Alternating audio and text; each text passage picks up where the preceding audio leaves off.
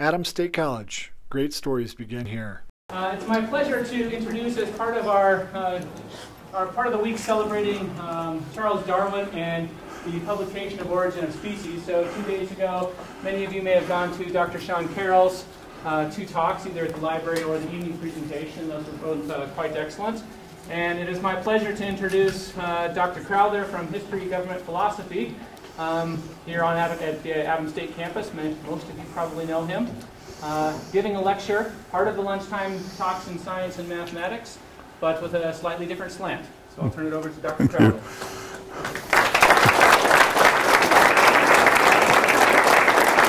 Well, thank you for coming out, and I'll try not to be too slanted. This is quite a time in United States history, and for those of us that are historians, this is the Lincoln as well as the Darwin bicentennial, and 2 people that had disproportionate impact on not only on the historical process of the United States, but on the consciousness, how people think about things in the United States and in the case of Mr. Darwin, globally. In the United States, this was done with some intentionality.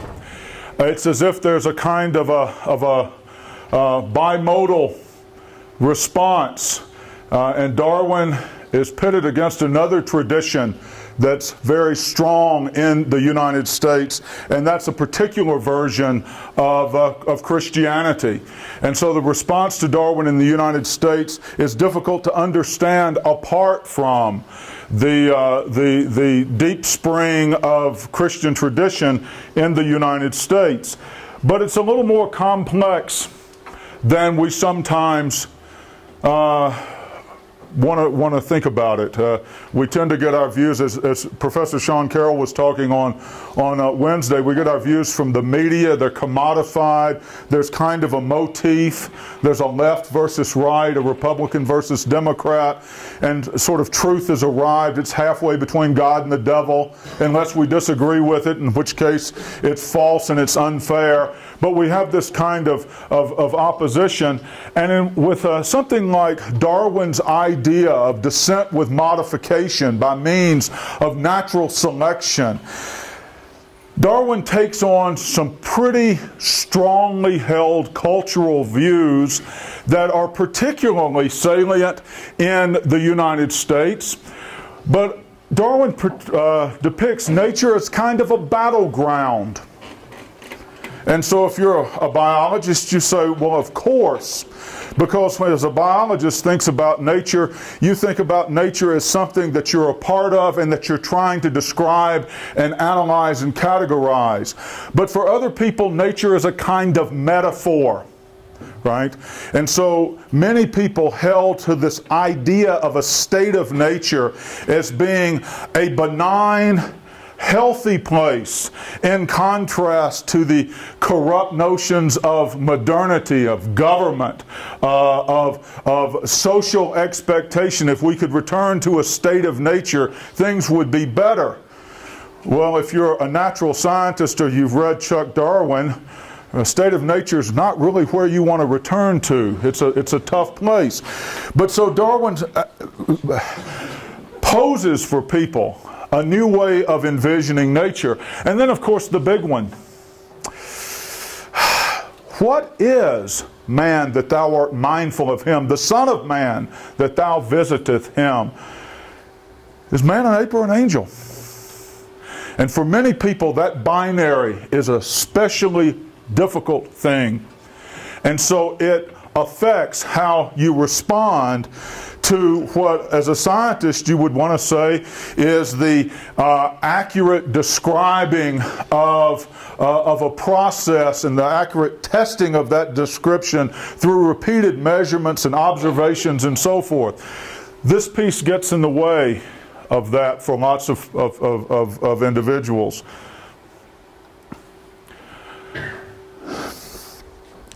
In the United States, there have been lots of responses to Darwinism. And interestingly enough, I'm a sort of a student of the religious press in the 1850s. In the 1850s, the religious press is concerned about a lot of things, and then they sort of miss Darwin. But that's because of the American Civil War. It was a little bigger, on people's minds, unless you were directly engaged with science. But later, if you wanted to poll among college-educated professional people, among different kinds of people, Darwin becomes more or less accepted. It's an evolutionary process, but more or less accepted, so that by the beginning of the 20th century, in states where there was a statewide textbook adoption process, the textbooks that the states adopt all embrace Darwinism. We'll see this with Hunter's Civic Biology, published in the year 1914 and adopted by the state of Tennessee for use in the classroom. Now, I might suggest that textbooks are often adopted without having been read, and that might explain some of this. But if you think about it, Hunter himself had been a high school history teacher who goes on and gets a PhD, and he comes out of a faith tradition, and he writes the Civic Biology, which makes for some interesting reading today, particularly when you read his passage on races of humanity. It's a fascinating piece, but a lot of acceptance. But of course, we often focus on the rejectors because they serve a useful purpose in understanding things. And the rejectors take a multiplicity of forms. Some reject Darwin because they see Darwin as attacking their view of Christianity. Darwin can't be right because it appears to contradict the Bible. But there were other people in the 19th century that rejected Darwin because of their scientific orientation. Now, these people, over time, we've sort of refuted their ideas, but Louis Agassiz was a great believer in polygenesis. I first learned about him not in a science class, but because the Presbyterian ministers really had a problem with this guy because his views contradicted the creation story in the book of Genesis, because he said there were multiple creations. How do we explain the diversity among the bipedal hominid community as well as among the floral and faunal community? Well, there were multiple acts of creation, and Genesis takes care of the Middle East. That was Agassiz's view. And needless to say, Presbyterians didn't react to that too well. There's not much of a Baptist response because they didn't tend to worry about this kind of stuff, but the Presbyterians did. And so people who accept, people who reject, and people who accept and reject for a variety of reasons. One of the dominant strains in the reconciliation of Darwinian naturalism with a sort of biblically based Christianity, this has been a dominant strain that starts early on. Theistic acceptance across the spectrum. And you'll see a lot in common, right? But these are sort of early examples. Roman Catholic here, a Congregationalist there. This is how God chose to work in the world, through natural selection. Most recently, Kenneth Miller of Brown University, who is the author of one of the most widely used high school biology texts, and who was the star witness at the Kitzmiller v. Dover trial in 2005. He's an out-and-out, unabashed theist. And you can save the money. You can go to Google Books and read most of this online for free. But in the year 2000, he wrote a tome, Finding Darwin's God, where he says, you know, look, there's no conflict here, right? And so for many people in a faith-based environment, Darwin is simply science. It seems to be an accurate way of viewing the observed world. And so this must be how God does things. But of course, not everybody accepts this view in the United States, but lots of people do, and are quite comfortable with it.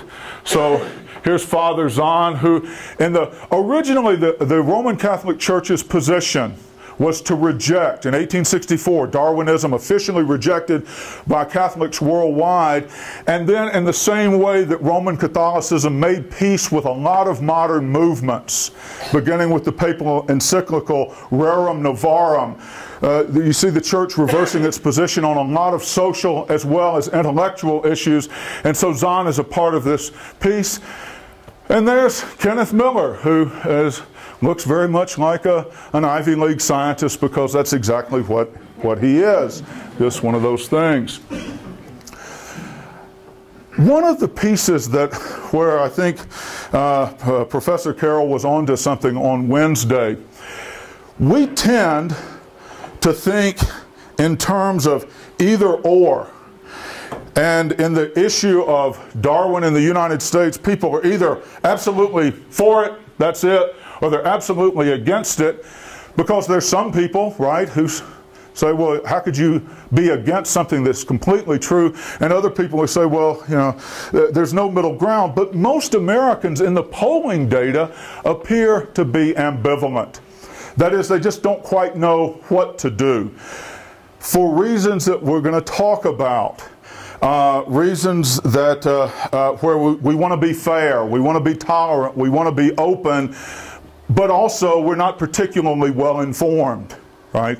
We don't know very much. The one person who appears to know more than the rest of the group gets to dominate, and so we don't quite know what to say. And so, you know, it's interesting. How do you interpret this data?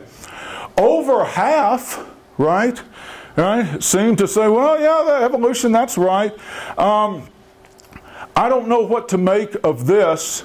I'm guessing these people are definitely in the anti-category.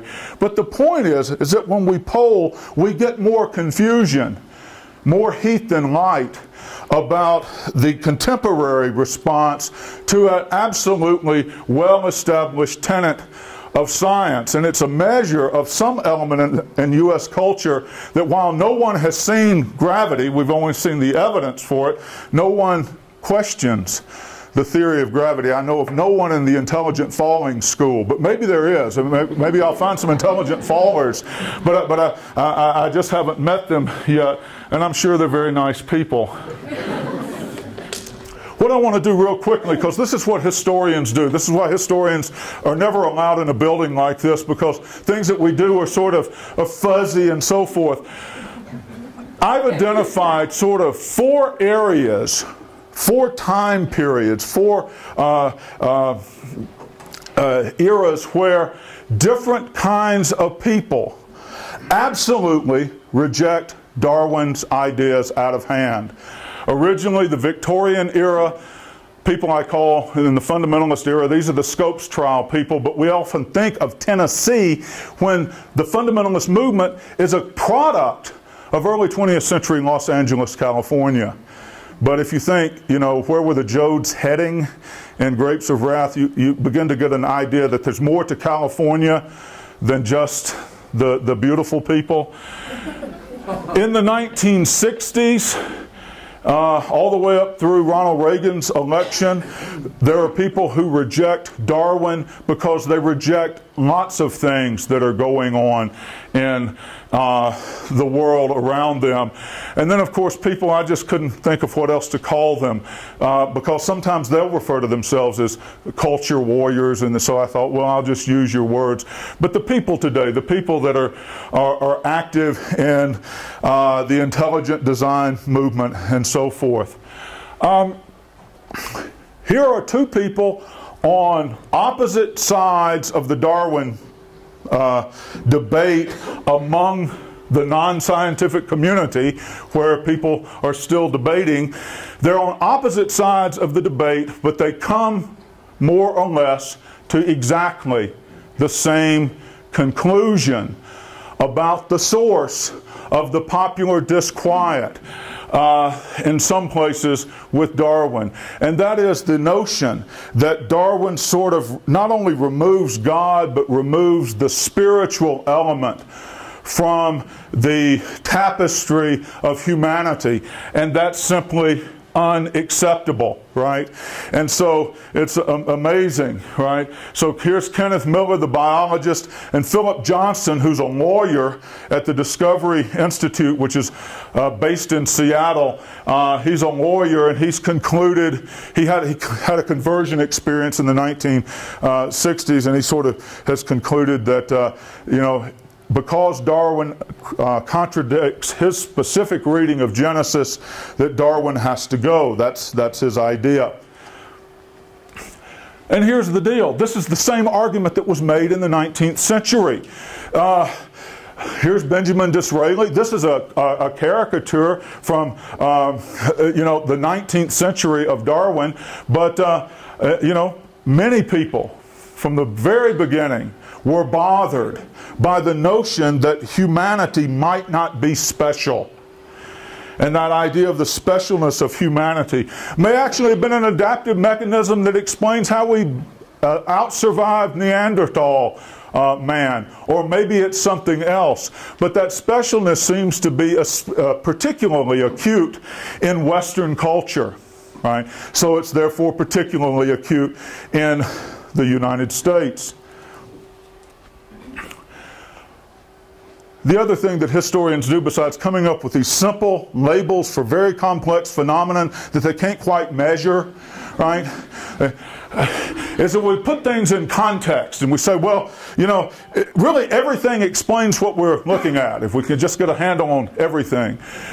But many people who were bothered by Darwin's idea when it was first promulgated were also bothered by fundamental structural changes in the human landscape in the middle and late 19th century. Industrialization, urbanization, and then of course for the religiously minded people, over there in Germany in those seminaries, educated people were starting to raise questions about the actual texts that compose the Bible. And maybe it appeared to them that the Bible wasn't an inspired work. It was a work done by men following an agenda, and the text changed over time, and that was very unsettling. And now Darwin comes and says you're descended from a monkey. Well, of course, Darwin didn't exactly say that, but that's what they heard. In the early 20th century, these processes continue, but there are lots of things that are unsettling for people. The Bolshevik Revolution hugely frightened normal people in the United States. They were afraid of communism. And they would associate Darwin's idea, right, of a mechanistic process with Karl Marx's idea of a mechanistic process that explains how historic change occurs. And people didn't like that loss of agency or loss of specialness. In the 1960s, it's a fascinating piece. We know today, we get reminded every day that a lot of white people really long for the good old days, right? And so when you have governmentally imposed social change that you don't like, you might also not like governmentally imposed science curriculum that force you or your children to confront ideas that you don't like. And so we had this phenomenon. And more recently, while there's a huge continuity through there, it does appear that there are waves of activity.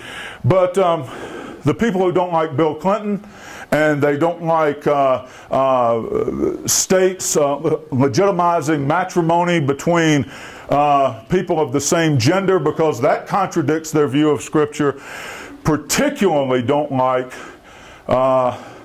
this view that in their minds takes them down a peg on the scheme of biological life. Just so these people can talk for themselves, Charles Hodge is a Presbyterian. He was at Princeton Seminary, eminent figure in 19th century America. In many ways, sort of a likable, highly educated white guy, and he gets right to the point. He says, you know, if you have a mechanistic means that explain the diversity of species, that puts God out of the equation. Therefore, Darwin is wrong because God has to be in the equation. That would be his argument. And lots of people agreed with him who were not in the scientific community because he was an influential Presbyterian.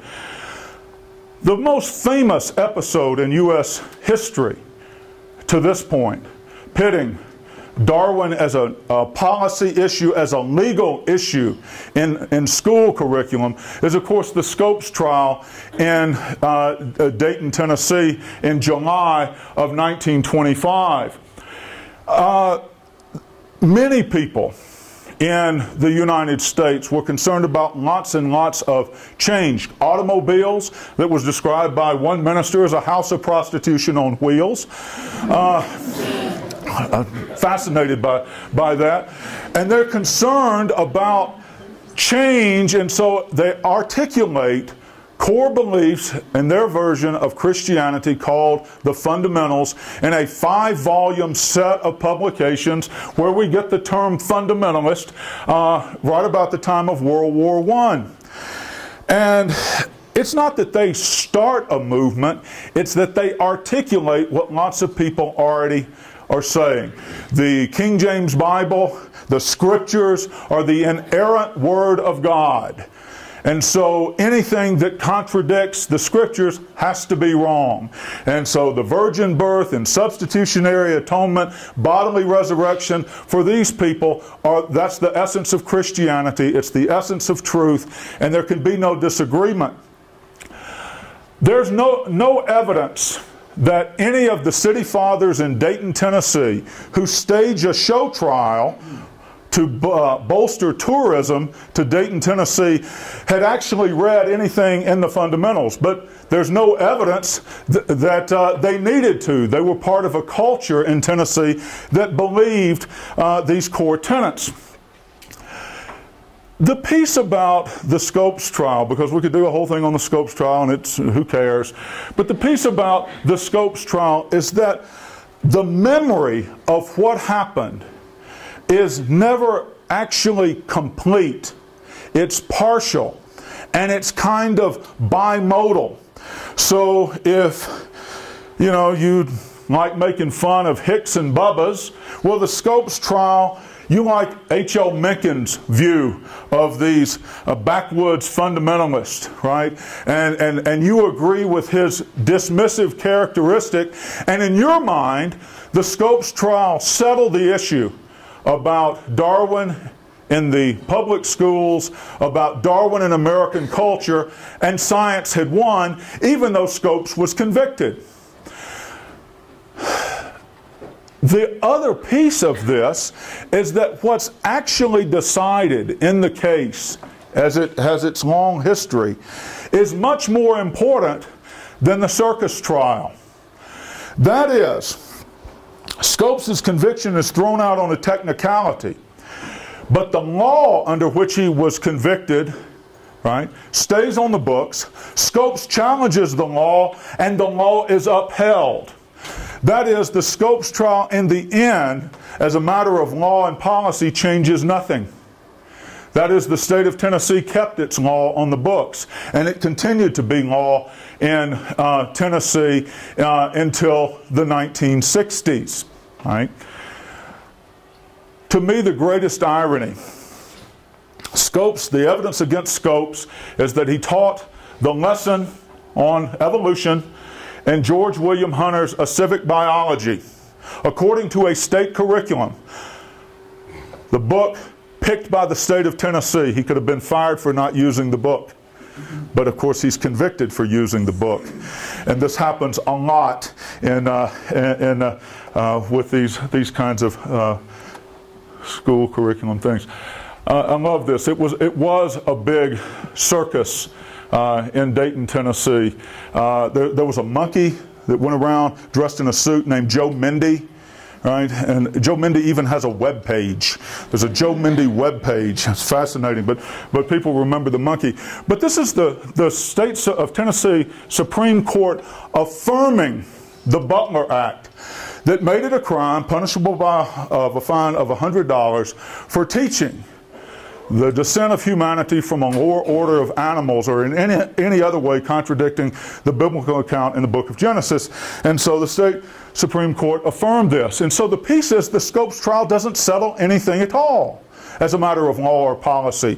Where you have large pockets of people who are influential enough to get an anti-Darwin law passed for public schools, those laws stay on the books. None of these laws are affected by the Scopes trial, right?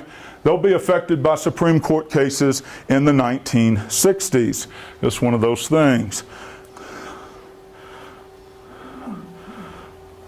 I hate technology, except I love it when it works. I hate it when it doesn't work. And the reason it doesn't work is I don't work it right. In the 1960s, there's this incredible amount of social change. The civil rights movement, the sexual revolution, the war in Vietnam, the anti-war movement. The fabric of society, if you watch the television, appears to be rent as we have huge race riots, not just in Birmingham, but in Newark and in Detroit and in Los Angeles.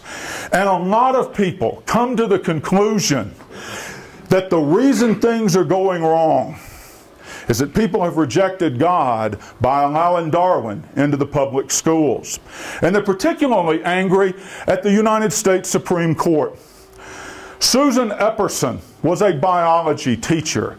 And working on this piece, the thing that I became a bigger fan than ever of hardworking high school biology teachers, because they don't get a lot of help. And they have a lot of external inputs on what they're supposed to do. Susan Epperson, living in Arkansas, where it was a crime to teach a version of human origin that contradicted the book of Genesis, was given a new biology textbook, a very nice new biology textbook, given a curriculum by her principal, and told to teach this curriculum. The curriculum included a lesson on evolution. And so Susan Epperson at Central High in Little Rock, right, that's the Little Rock desegregation, same high school, at Central High, she filed suit saying that she's kind of stuck. If she doesn't teach the curriculum, she will get fired. But if she does teach the curriculum, she'll be punished by the legal system. The case goes all the way to the Supreme Court, and Justice Abe Fortas struck down, this is the first time that an anti-evolution law had been struck down, and he struck the law down on First Amendment grounds. He said, what the state of Arkansas is doing is establishing a particular kind of religion by keeping all versions of human origin that contradict the Genesis account out of the school curriculum. But here's the piece. The reactionists who don't like the Supreme Court anyway, anybody heard of Brown versus Board of Education? They say, well, this is the kind of stuff that we expect from the Supreme Court. And what they do, it's kind of an interesting shift in strategy. If the legislature is denied as an avenue to block modern biology in the school curriculum, you're really going to take the battle to the streets. First, you're going to play this rhetorical game. After all, it's the theory of evolution as opposed to the fact. We're going to use the common sense, misinformed definition of theory, right, to convince people in the public mind that Darwinian biology doesn't have a solid foundation in the evolutionary record, counting on the fact that most people aren't particularly educated in biology, that most people would say, oh yeah, it's a theory, right? That means it may not be true. Of course, you never hear these same people questioning the theory of gravity. It's fascinating. On the front lines, the textbooks that go into schools. These guys are an example. Mel and Norma Gabler lived in Texas, and they were famous for And Texas is important because the state picks the textbooks in all the schools. Right? So if you get a textbook accepted in Texas, that's good. If the gabblers keep your text out, that's bad. And so the gabblers would go to the Texas school board and say, these following books have atheistical references in them that are unchristian, un-American, and if you don't withdraw these books from Texas classrooms, we're going to go to the newspapers. We're going to have a letter writing campaign. We're going to tell the governor. Right? And the result is, because Texas is the largest, it's not the largest state in population, it's the largest single book market, the gabblers were able to, instead of using law, to use the economics of textbook publishing to alter curriculum in many, many states. Books that had sections on evolution simply wouldn't be published because they wouldn't be adopted in the state of Texas, which is the big market for textbooks. It's fascinating. These people, you know, depending on perspective, I mean, they're wonderful grassroots citizen activists, but, you know, if you look at some of the things that they do, they're not especially well informed. Like, for example, they got a history book pulled because the history book said that John C. Calhoun had opposed the tariff of 1816. Well, yeah, he did. It was true. And they thought, well, that's not true. So they got said, here's a mistake. It wasn't a mistake. But there was nobody in the room to contradict, and there it is. So you convince the public there's a problem, you attack the textbook industry, and then you say this. You're going to make a positive argument. You're going to say, really, Genesis is a book of science, just like Darwin is a book of science. And let's sort of put the two books out there. And let's let people decide. After all, it's a democracy. It's fair to give students a choice in a democratic society. And so we had the emergence, after Epperson struck down the laws, we have the emergence of this creation science movement. And the idea would be states would pass laws that say, if evolution is taught, you have to give equal time to an alternative view. Right? This view stood, this practice stood until 1987. When the Supreme Court in Edwards v. Aguillard, this is Edwin Edwards, the gambling governor of Louisiana, the Supreme Court said, this is religious establishment because the only alternative theory being put out there happens to be the book of Genesis. Right? And so what you're really doing is saying, unless science conforms with the book of Genesis, you can't teach it. You have to balance it with the book of Genesis, and that's constitutionally impermissible. And so we move into this last fascinating phase of this sort of reaction, where this man, Justice Brennan, who struck down the Louisiana Equal Time Creation Science Statute, and kind of a side note, he said, now, if you were able to establish an alternative scientific theory, right, that would be permissible.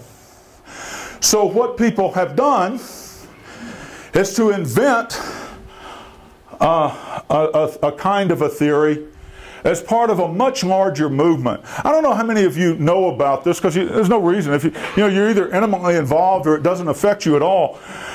There's a whole other curriculum out there, right, for homeschoolers and Christian schoolers. And so physics for Christian schools, chemistry for Christian schools. You can imagine what the biology textbook might look like. And of course, here's the deal. Your poor teacher, we need to pray for her, because that's the only thing that's going to save her from the fires of hell, because she's teaching this stuff, and it's a bad thing. And so the idea that dates to about 1990 is to put this in the public schools as an alternative, as a scientific theory.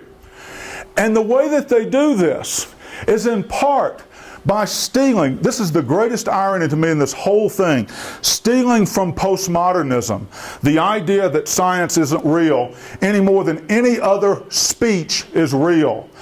Because we make observations, we impose our subjective judgment on reality, making it unreal.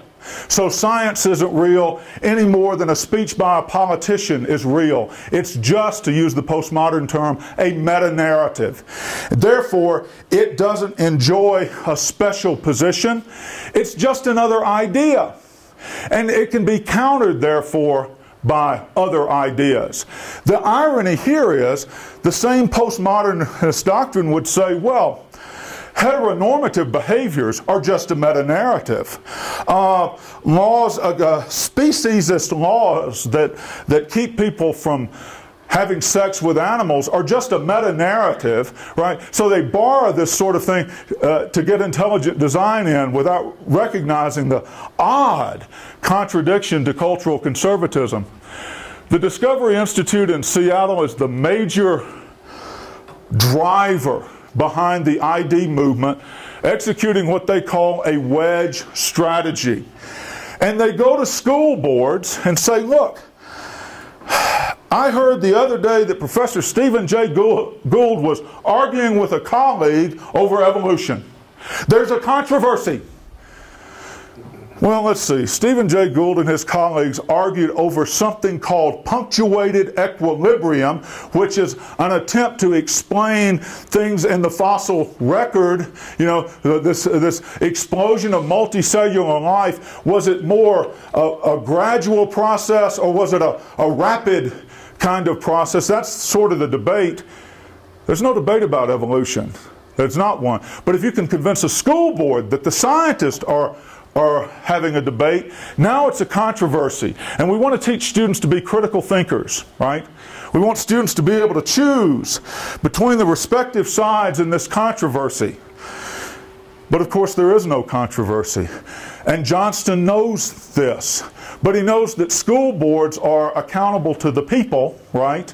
And so if you can push the wedge into the curriculum, you can get intelligent design into the curriculum. A critical battleground, most recently in Kansas, state science standards. Since you couldn't get ID into the scientific community because it doesn't meet the standards of science, if you could change the definition of science as defined either in the state education standards or in state statute, then you could get intelligent design in. Let's just change science to include a systematic explanation for phenomenon. This is what led, by the way, to the flying spaghetti monster movement. That is, if you change the definition of science, you can have intelligent design, but you can also have the gospel of the flying spaghetti monster, because it too is an explanation for why people today are taller than their ancestors, because the spaghetti monster can't keep 6 billion people pushed down enough to keep, that's an explanation. So if we change the definition of science to just say an explanation, then we can get things in the book, in the curriculum. In Georgia and other states, and this has been struck down too for the same reasons in Edwards v. Aguillard, warning stickers on biology textbooks. This book contains information about evolution, which is only a theory. Well, they don't put that in the gravity section though either, do they? But it's fascinating.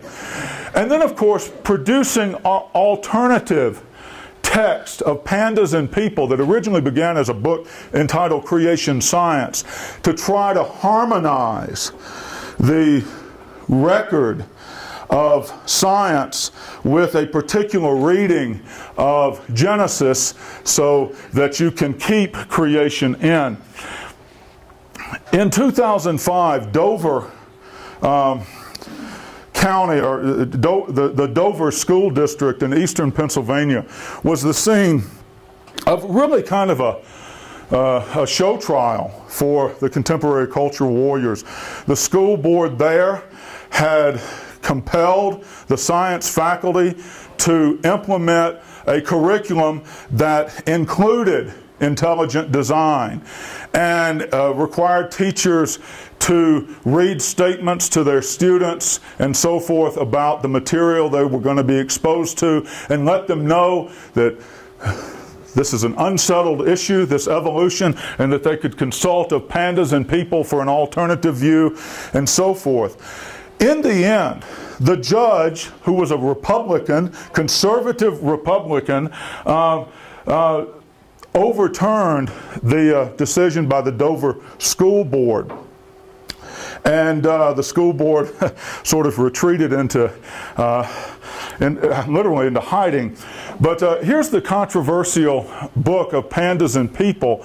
And it was shown at the trial that this was originally a creation science textbook, where they'd simply done a search and replace, and everywhere it said creation science, they put in intelligent design. A professor at Southeastern Louisiana State University had done this textual analysis. She's the author of a very important book on the ID movement. And so this was found by the court to be constitutionally suspect because it's really an attempt to establish religion in the schools.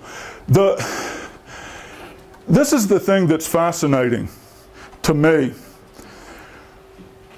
The proponents of intelligent design, when they go to school boards, say, we are scientists. We are all about science, and we simply want people to know that there's a debate out there, and those atheists like Dr. Brené Brown are keeping them from the truth. When they talk to themselves, they say something very different. Intelligent design is all about converting people to our particular view of Christianity. Right? It's interesting. This guy, William Dembski, was a student at Princeton Theological Seminary, and he didn't like it because it was too liberal for him.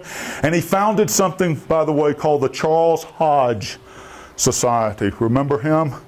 Right? It's a fascinating kind of a piece. So when these people talk to themselves, they say, our real mission is to make sure that people accept our religious teaching, and this is simply the means to an end. So it's a fascinating kind of a thing that you have this piece. Philip Johnson, this is what he says, right? What we're trying to do with the wedge strategy has nothing to do with science. It has everything to do with our particular version of evangelizing people, right? So here are the possibilities. He never said this, right? That's possible. He said it, but he didn't really mean it. That's a possibility. Another possibility, he means exactly what he says. And so then the question is, what do you think is most probable? Right? So this is the movement that's still out there. And it has a fair number of supporters. Left-wing pinko intellectuals did not invent the term the wedge strategy. Philip Johnson did. How do we know? This is his cover sheet of his document for how to go to the school boards, convince them there's a controversy, and get the controversy written into the curriculum. Probably the reason that these people are so animated is they look at the world around them, they see a lot of bad things, and they believe it to be sort of the result of people accepting modern ideas and rejecting God. So the idea is unbelief is sort of the soil that leads to the trunk of evolution, and then that spawns all of these things. If you were in my colleague Dr. Bakken's class, he might, if he wants to get a good evaluation, talk about what's called the post hoc logical fallacy, right? Post hoc ergo propter hoc. After this, therefore, because of this. Let me try this one. A long time ago, there was Jesus of Nazareth, and then there was World War II. Logically, it's the same thing. That's, anyway, enough about that. Enough. This is the Cobb County Board of Education, right? The warning label that they wanted to put in here. And their argument would say, well, this is all true. But of course, they're not putting this in history books, and they're not putting this in physics books. And of course, there are no theories in physics, right? And there's no area where scholars might debate. No, it's only here. So that's an interesting kind of a piece that sort of reveals the motive behind intelligent design. This is an example of a state standard where we're defining science. I got Kansas, right, because Kansas has been in the news. And so this is a very typical standard thing, and the key, systematically, and you might say systematically and purposeful, natural explanations. And what intelligent designers have done, they go to school boards, or they get on these state curriculum committees, and they want to eliminate the word natural. And that allows everything in, right? That allows the flying spaghetti monster in. Because if you have the word natural, their view is, well, that leaves out God. And the scientists would say something like, well, you show me how to test and measure God, and we'll consider that, right? It's what science does. It's what the Greeks started. But if you can change the definition, then you can get around the phenomenon of Darwin and his revolutionary ideas. So, just a quick sprint through a lot of history. But the key is, right, intelligent design is what its proponents represent it to be. It's a tool to evangelize people to a particular view of Christianity using the rhetoric of science. It was interesting at the Dover trial, Michael Behe, who's an ideer, had made all these claims, and particularly about science had not found a way to demonstrate how this bacterial flagellum had evolved. And so the counsel for the other side said, well, you make this claim, there's no demonstration. Here are 58 refereed publications. And his response was, that's just not enough. I'm reminded, how many publications did it take to explain the mathematical model of the universe for the first time? Exactly one, right? Principia. So I've talked enough. This thing is out there. Many of you live with it. Questions, comments, arguments? I'm up for those. Yes. I think in Kitzmiller that the problem is that they failed the lemon test. Yeah. So it's inappropriately religious. Right. One of the prongs of the lemon test is that you can't. Its principal or primary effect can't be that it neither inhibits nor establishes religion. Yeah, right. Inhibit religion. Does Darwinism, in the fact that God doesn't play a role or becomes an unnecessary hypothesis, does that inhibit religion? And so that the teaching of Darwinism would fail a prong of the lemon test? Well, the other prong of the lemon test, the first prong, valid secular purpose. You only have to fail one of them. Right. Yeah. But maybe you should make that case. Dust off your law degree and make that argument. Well, I'm going to go do that in 10 minutes. So let's follow Dr. Bakken as he overturns Kitzmiller in his class. He can also prove that a chair is not a chair and that it is a chair. Yes? So is this as controversial in other countries? This is a good question because I don't know how you measure it. So there's one set of argument that says because we have public education in the United States, we get lots of static about this issue, disproportionate to everywhere. Other people who study this point out that in countries like Turkey, right, this appears to be an issue. And so I don't know how to measure exactly. So, for example, the survey data in the United States is most like Turkey. So I don't know what that means. Yes. At Dr. Farrell's thing on Tuesday afternoon, you mentioned a movie called Judgment Day. Yeah. Was that the Dover trial? That's the Dover trial. Where can that be accessed? You may even be able to get it on Amazon, but I actually viewed it online. I actually viewed it online. it's not YouTube, but it was something like that. So I actually viewed it online. You can also get it on Netflix. Netflix, there it is, and you've got it. I hope so. Yes? I read a lot about the intelligent design movement. I think it's misrepresented. I see you have a very strong animus against it. I think the argument is very much stronger than you're letting on. But now I won't go into it now, but I think it's important to say that. Yeah, and I mean, that's wonderful. So what refereed publication establishes the credence of intelligent design? Well, you know, you're saying it's a theological thing. I don't believe it is. I think the arguments are strictly rational. And they're trying to say that if you look at it without prejudice, you can see evidence of design in there, and it couldn't have happened any other way. Now, that's a rational argument.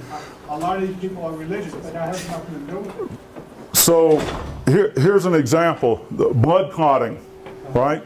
So their argument is blood clotting is an example of intelligent design because what, 5 amino acids, is that right? Well, Scientists have to... I don't think it's fair to go into this in this class because we can't get into blood clotting here. It's a very complicated thing. But I mean, I can tell you, and I read a lot about it, that it's highly persuasive.